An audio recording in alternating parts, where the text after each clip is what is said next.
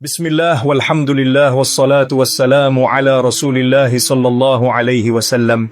Assalamu alaikum wa rahmatullahi wa barakatuh. My dear soul, there is a fear most people don't talk about. Not the fear of death, not the fear of failure, but the fear that wakes you up at night and sits silently on your chest. What if I leave my family behind and they suffer because of me? You may smile during the day, you may laugh in front of people. But inside, this question keeps returning. What if I'm not doing enough? What if I'm trusting Allah subhanahu wa ta'ala but neglecting my responsibility? What if my children one day struggle because I chose comfort over effort? This fear, is not weakness. Fear is fitrah. And Islam does not silence this fear. Islam guides it. The Prophet Muhammad sallallahu alaihi wasallam did not raise an ummah of beggars. He raised an ummah of dignity, effort, and responsibility. He said words that shake the soul. The upper hand is better than the lower hand. Sahih al-Bukhari, Sahih Muslim, the hand that gives is better than the hand that asks. This is not just about money. This is about honor. Islam does not teach you to sit and wait while your family bleeds quietly behind you. Islam does not teach you to call laziness tawakkul. Islam does not teach you to abandon effort and decorate excuses with religious words. The Prophet ﷺ said, whoever refrains from asking people, Allah will make him self-sufficient. Not rich, not famous, but unneedy. There is a difference. You may not have millions, but you walk with your head high. Your heart is not chained to people's favors. Your dignity is intact. And then the Prophet ﷺ said something even heavier. Begin with those who are dependent on you, your wife, your children, those whose survival is tied to our effort. Before the world, before public charity, before applause. Because neglecting your family is not piety, it is injustice. Spending on your family is not less spiritual, it is ibadah. In fact, the Prophet ﷺ taught that the best charity is not what makes people praise you, but what protects those who depend on you from humiliation. What you give your family so they don't have to beg, so they don't have to lower their gaze in front of others, so they don't have to whisper, we don't have enough. That spending is charity written by Allah subhanahu wa ta'ala. And then comes a verse that should make every responsible heart tremble. Allah subhanahu wa ta'ala says, and let those fear Allah who, if they were to leave behind weak offspring, would fear for them. So let them fear Allah and speak what is right.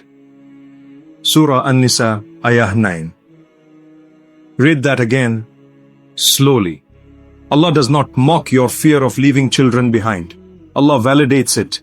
Allah is saying, if the thought of your children being helpless scares you, then fear me properly. Fear me by preparing. Fear me by being just. Fear me by not being reckless in the name of religion. Some people misunderstand tawakkul. They say, Allah will provide, while refusing to move.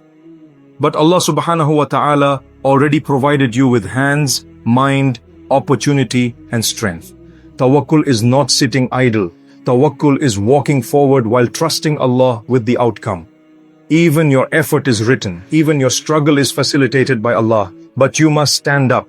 This is why the Prophet ﷺ warned against developing the habit of asking loans, favors, dependence, not because help is haram, but because dependency destroys the soul. A person who always asks slowly forgets their worth. They stop believing Allah can use them. They shrink. Islam wants you strong enough to give, strong enough to protect, strong enough to leave behind security, not trauma. This does not mean Islam ignores the oppressed. Those crushed by war, injustice, disaster, Allah subhanahu wa ta'ala is their guardian. But if Allah has given you safety, ability, and opportunity, then effort is your responsibility. And here is the fear that must wake us. What if I die tomorrow? And my wife is forced to ask, what if my children grow up insecure? What if my negligence becomes their lifelong wound? This fear is not from shaitan. This fear is a call to responsibility. Because Islam is not a religion of escape. It is a religion of preparation. And now, we will confront the balance, where effort meets tawakkul, where responsibility meets mercy, where fear turns into clarity. This is only the beginning, my dear hearts. Fear alone can paralyze you. Responsibility alone can crush you. So Islam does not leave you trapped between panic and pressure. Islam awakens you and then teaches you balance. Because Allah subhanahu wa ta'ala never wanted you to burn yourself in the name of effort. And He never wanted you to abandon effort in the name of trust. Between these two extremes lies true tawakkul. Many people misunderstand balance. Some run after wealth until their hearts become dry, their salah rushed, their families emotionally abandoned. Others sit still, waiting for miracles, while calling laziness faith. Both are wounded. Both are imbalanced. The Prophet Muhammad sallallahu alaihi wasallam corrected both paths. He taught effort without arrogance and reliance without negligence. He said words that should calm the anxious heart. Whoever is content with what Allah has given him, Allah will bless it for him. Notice something important. The Prophet sallallahu alaihi wasallam did not say, whoever has the most, Allah will bless it. He said, contentment is the door to barakah. You may earn less than others, but sleep with peace. You may not own much, but your home feels safe. Barakah is not numbers. Barakah is sufficiency. And here is where awakening begins. You are not chasing wealth to impress people. You are not building provision to compete with the world. You are working because Allah subhanahu wa ta'ala placed people under your care. That changes everything. Work becomes worship. Effort becomes ibadah. Provision becomes amana.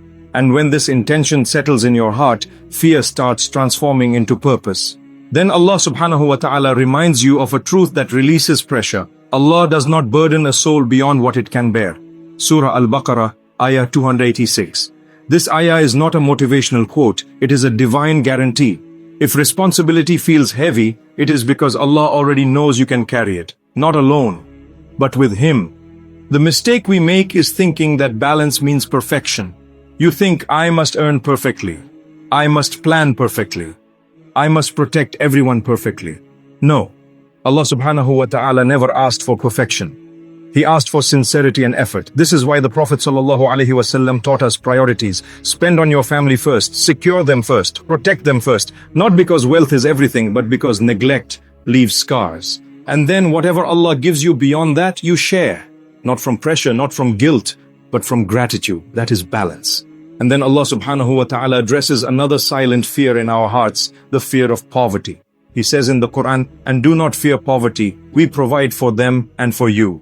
But notice, this promise does not cancel effort. It removes panic from effort. You work without desperation, you plan without obsession, you strive without forgetting Allah. This is why the Prophet sallallahu alaihi wasallam warned against thinking badly of Allah.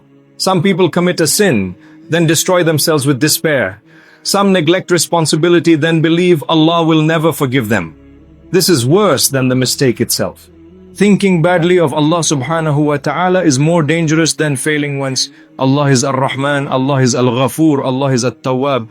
If He guided you to care, if He woke your heart with concern, that itself is mercy. Awakening does not mean you suddenly become wealthy. It means you become aware that Allah is watching.